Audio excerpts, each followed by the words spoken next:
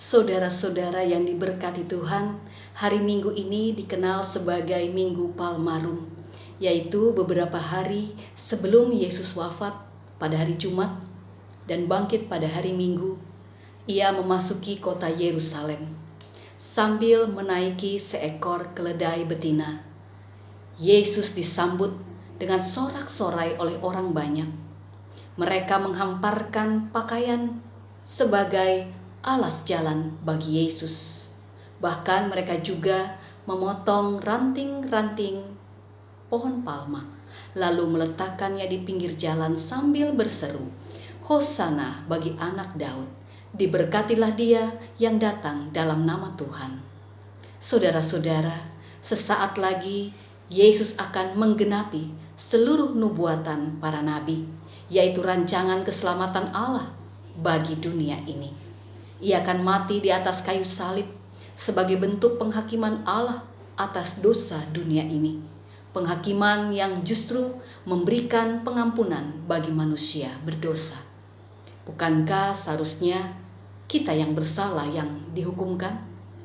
Namun syukur kepada Allah bahwa Ia sendiri yang mengalihkan hukuman itu daripada kita, karena Dia tahu bahwa kita tidak mampu untuk menanggungnya. Allah di dalam Kristus rela menanggung hukuman itu supaya kita selamat. Kita beroleh pengampunan dan kasih Allah yang tak terbatas. Penebusan Yesus di atas kayu salib mengajarkan tentang kasih Allah yang sejati.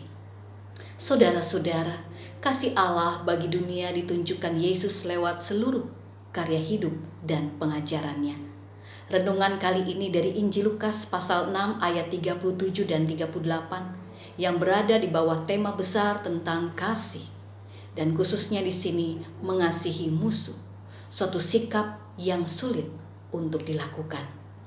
Ayat 37 menjelaskan hal mengapa jangan menghakimi musuh atau orang yang dibenci, atau orang yang membenci kita, atau orang yang berlaku jahat kepada kita. Bukankah mereka telah berlaku jahat dan tidak baik? Saudara-saudara, tidak menghakimi atau tidak menghukum di sini bukan berarti kita menutup mata atas kesalahan sesama. Sikap tidak menghukum atau sikap tidak menghakimi berkaitan dengan ayat 41 dan 42, yakni agar kita berhati-hati dalam menentukan sikap. Karena setiap orang bisa saja melakukan kesalahan. Karena tiap orang tidak ada yang sanggup berbuat benar di sepanjang hidupnya. Dia bisa saja berlaku salah, baik itu sengaja ataupun tidak, baik itu sadar ataupun tidak. Oleh karena itu, tiap orang tidak memiliki takaran yang sempurna untuk menakar perbuatan seseorang, apakah itu baik atau tidak baik. Pengajaran Yesus tentang hal menghakimi dalam hal ini adalah supaya kita sebagai pengikutnya lebih memilih menyelesaikan suatu perkara, entah perselisihan atau persengketaan, dengan memberi pengampunan. Hal menghakimi yang berujung pada mengampuni, itulah yang sudah Yesus teladankan di atas kayu salib bagi kita umatnya. Ayat 38 merupakan kalimat penekanan dari ayat sebelumnya bahwa dengan memberi pengampunan, maka pengampunan itu akan kita peroleh. Pemberian itu mengacu pada pengampunan yang datang daripada Allah, Hakim yang adil. Dia mengampuni kita sebagaimana doa yang Yesus ajarkan kepada kita. Ya Bapa, ampunilah kami, seperti kami juga mengampuni kesalahan sesama kami.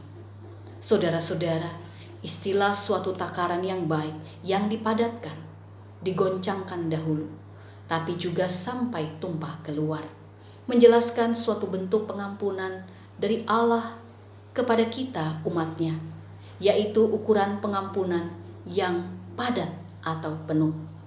Jadi ketika kita meminta pengampunan kepada Allah, Dia akan memberikannya secara penuh, utuh, dan menyeluruh.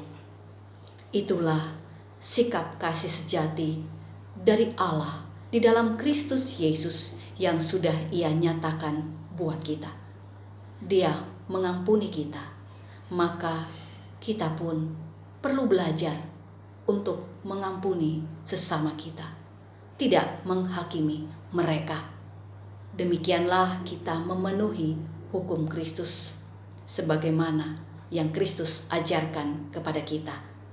Tuhan Yesus memberkati kita dan menyertai kita senantiasa. Amin.